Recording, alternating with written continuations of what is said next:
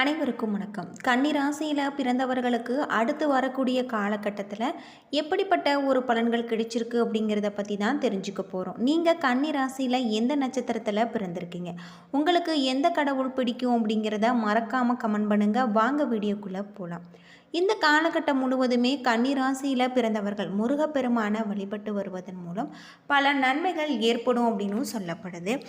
நீங்கள் எதிலுமே பொறுமையாக இருக்க வேண்டியது நல்லது அப்படின்னே சொல்லலாம். அது மட்டும் இல்லாமல் உங்களுடைய தொழிலில் இருக்கக்கூடிய பிரச்சனைகளுக்கும் தீர்வு கிடைக்கக்கூடிய வகையில் அமைஞ்சிருக்கு. பண வரவு உங்களுக்கு திருப்திகரமாக இருக்குது. பொறுமையை கடைபிடிக்க வேண்டும். அவசரப்பட்டு எந்த ஒரு முடிவுகளையும் நீங்கள் எடுக்க வேண்டாம்.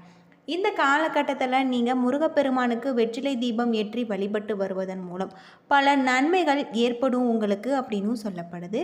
விரயஸ்தானத்தில் இருக்கக்கூடிய உங்களுக்கு கிரகங்கள் நல்ல ஒரு மாற்றத்தை தரக்கூடியதாக சொல்லப்பட்டிருக்கு. யோகமான பல நன்மைகளை நீங்கள் பெறக்கூடிய வகையிலும் உங்களுக்கு கிரக நிலைகள் அமைஞ்சிருக்கு. சிறப்பான பலன்கள் கிடைக்கும். சில இடங்களில் வேலை சுலபமாக இருக்கும், சில இடங்களில் போராட்டமாக இருக்கும். உத்தியோக ரீதியாக சிக்கல்கள் வரலாம். எதிர்பார்த்த ஒரு காரியம் நல்லபடியாக நடக்கும்.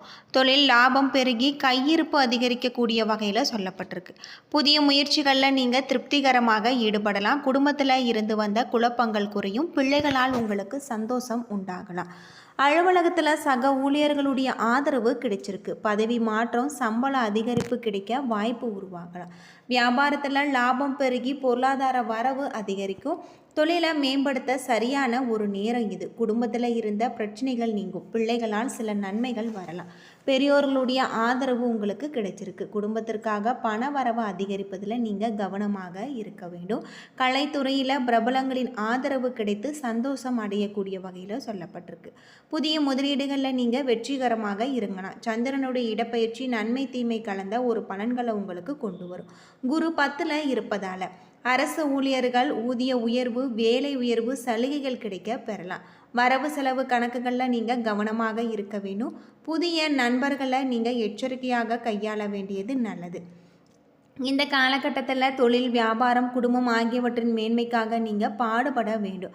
பண விஷயத்தில் மிக கவனமாக இருக்க வேண்டும். தினமும் காலையில் வீட்டு பூஜை அறையில் தீபம் ஏற்றி முருகப்பெருமான மனதார வழிபட்டு வாருங்கள். உங்களுடைய வாழ்க்கையில் இருக்கக்கூடிய அனைத்து விதமான பிரச்சனைகளுமே தீரும். அது மட்டும் இல்லாமல் உங்களுடைய வாழ்க்கையில் பல நன்மைகள் ஏற்படும். கன்னிராசியில் உத்திரம் 2, 3, 4 பாதம், அஸ்தம், சித்திரை 1, 2 பாதங்களாக இருக்குது. கிரகநிலை அப்படின்னு பார்த்தா சுகஸ்தானத்தில் சூரியன், செவ்வாய், புதன், சுக்கிரன், ரணருணர், ரேகஸ்தானத்தில் சனி, ராகு, தொழில் ஸ்தானத்தில் குரு, அயனசயன போகஸ்தானத்தில் கேது என கிரக நிலைகள் இருப்பதால் இந்த காலகட்டம் கிரேந்திரங்கள் மிக பலமாக இருப்பதால் பெரியோர்களுடைய ஆதரவு கிடைச்சிருக்கு. எதிர்பார்த்த பணவரவு உங்களுக்கு கிடைக்கலாம். மற்றவர்களுக்கு உதவி செய்வதன் மூலம் சமுதாயத்தில் அந்தஸ்து, மரியாதை கிடைக்கக்கூடியதாக இருக்குது. தூரதேச பயணங்களுக்காக நீங்கள் மிகப்பெரிய ஒரு சூழ்நிலைகள் ஏற்படலாம். சுப நிகழ்ச்சிகள் தங்கு தடையின்றி நடைபெறலாம். வழக்குகள் உங்களுக்கு சாதகமான ஒரு நிலையில் இருக்குது. தொழிலை விரிவுபடுத்துவது பற்றி ஆலோசனையை நீங்கள் மேற்கொள்வீங்க. உத்தியோகத்தில் இருப்பவர்களுக்கு நல்ல ஒரு செயல்திறமை அதிகரிக்கக்கூடிய வகையில் இருக்குது. அது மட்டும் இல்லாமல் பிள்ளைகளால் உங்களுக்கு நன்மைகள் ஏற்படும் அப்படின்னும் சொல்லப்படுது. இந்த காலகட்டத்தில் தொழில், வியாபாரம், குடும்பம் ஆகியவற்றின் வளர்ச்சிக்காக நீங்கள் பாடுபட வேண்டிய ஒரு காலகட்டமாகும். தொழில் நிமித்தமான பயணம் ஏற்படக்கூடிய ஒரு காலமாக உங்களுக்கு சொல்லப்பட்டிருக்கு.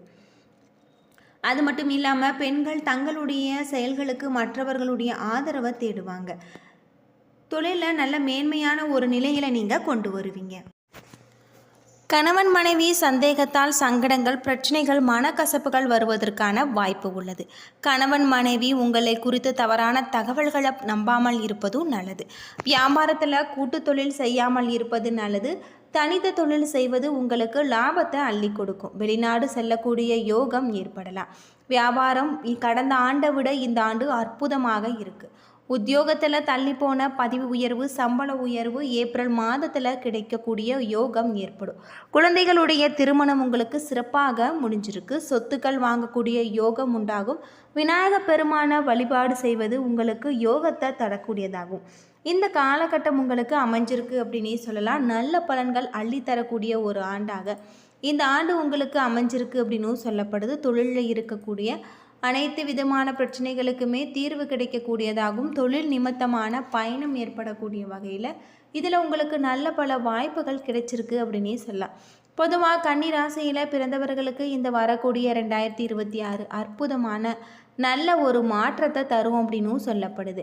கலவையான ஒரு ஆண்டாக உங்களுக்கு இருக்க போகிறது. நிலம், கட்டிடம், வாகனம் ஆகியவை வாங்கக்கூடிய யோகங்கள் உங்களுக்கு ஏற்படலாம்.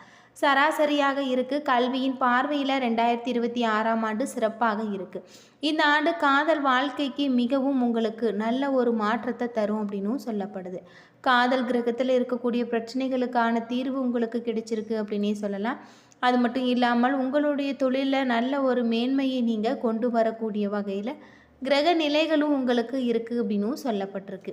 பொதுவாக வரக்கூடிய 2026ஆம் ஆண்டு கிரக நிலையின் மாற்றத்தால் உங்களுக்கு சிறப்பானதாகவும் உங்களுடைய தொழிலில் இருக்கக்கூடிய பிரச்சனைகளுக்கான தீர்வு கிடைக்கக்கூடிய வகையில் உங்களுக்கு அமைஞ்சிருக்கு. கன்னிராசியில் பிறந்தவர்களுக்கு ஜாதகத்தை பொறுத்தவரை உங்களுக்கு சிறப்பான ஒரு மாற்றத்தை தரக்கூடியதாக இருக்குது. வியாபாரத்தில் வணிக ரீதியாக சராசரியாக இருக்குது. இருப்பினுமே சில நேரங்களில் பலன்கள் சற்று பலவீனமாக இருக்கலாம். இந்த ஆண்டு 7வது வீட்டின் நிலைமையை கலவையாக இருக்கக்கூடியதாகவும் ஆண்டின் தொடக்கத்தில் இருந்து ஜூன் 2 வரை உங்களுக்கு 7வது வீட்டின் அதிபதி 10வது வீட்டில் இருப்பார். குருவின் இந்த நிலை மிகவும் நல்லதாக கருதப்படுவதில்லை. ஆனால் வணிகம் தொடர்பான 2 வீடுகளுக்கும் இடையிலான உறவு வணிகத்திற்கு மங்களகரமானதாக இருக்கு என்று தாங்கள் உங்களுக்கு சொல்கிறோம். அது மட்டும் இல்லாமல் நீங்கள் பொறுமையாக வேலை செய்வதன் மூலம் நேர்மறையான பலன்கள் உங்களுக்கு கிடைக்கும் அப்படின்னும் சொல்லப்படுது. இந்த காலகட்டத்தில் வேலை அடிப்படையில் கன்னிராசிக்காரர்களுக்கு கலவையானதாக இருக்குது. இருப்பினுமே உங்களது 6வது வீட்டின் அதிபதி சனி 7வது வீட்டில் இருப்பார். ராகு பகவான் டிசம்பர் 5, 2026 6வது வீட்டில் இருக்கார். இத்தகைய சூழ்நிலைகளில் உங்களுக்கு வேலையில் சில நன்மைகள் தரக்கூடியதாகும். இந்த நேரத்தில் நீங்கள் சில கடினமான பணிகளை எளிதாக செய்ய முடியும். இதன் விளைவாக சக ஊழியர்களும் முதலாளிகளும் உங்களை மரியாதையுடன் பார்ப்பாங்க.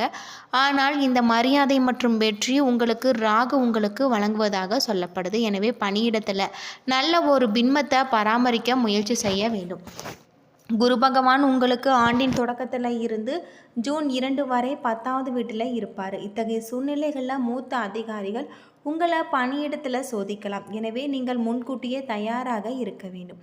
இருப்பினுமே ராகு மற்றும் குருவின் செல்வாக்கு உங்களுக்கு வெற்றியை தரக்கூடியவராக இருக்கார்.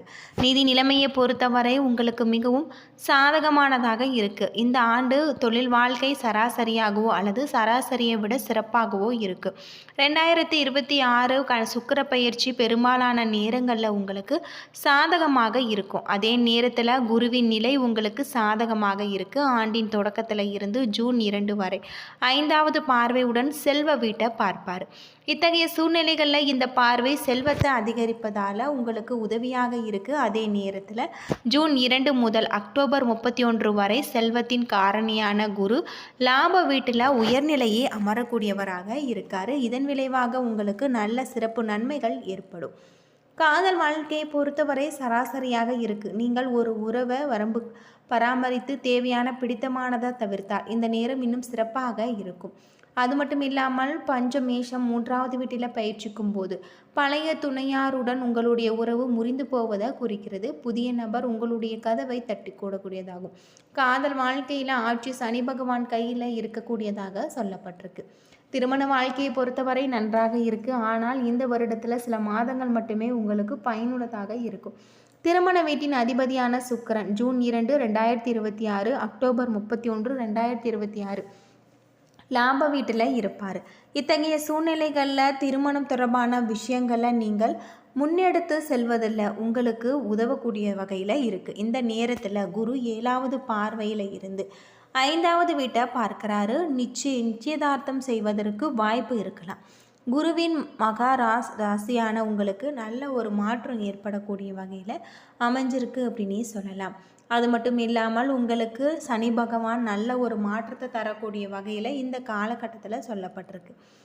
நிலம் தொடர்பாக சொத்து தொடர்பான விஷயத்தில் பல விதமான உங்களுக்கு நன்மைகள் ஏற்படும் அப்படின்னும் சொல்லப்பட்டிருக்கு.